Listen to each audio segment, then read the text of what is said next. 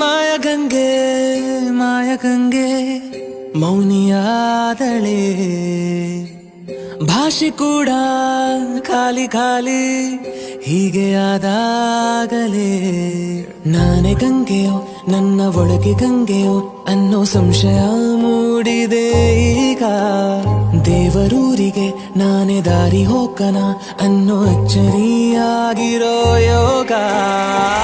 ಪುಟ್ಟ ದೋಣಿ ಒಂದು ಸುಳಿಗೆ ಸಿಕ್ಕಿಕೊಂಡ ಹಾಗಿದೆ ಇಂಥದೊಂದು ದಾಳಿಯನ್ನು ಜೀವ ತಾಳಬಲ್ಲದೆ ಮಾಯಗಂಗೆ ಮಾಯಗಂಗೆ ಮೌನಿಯಾದಳೆ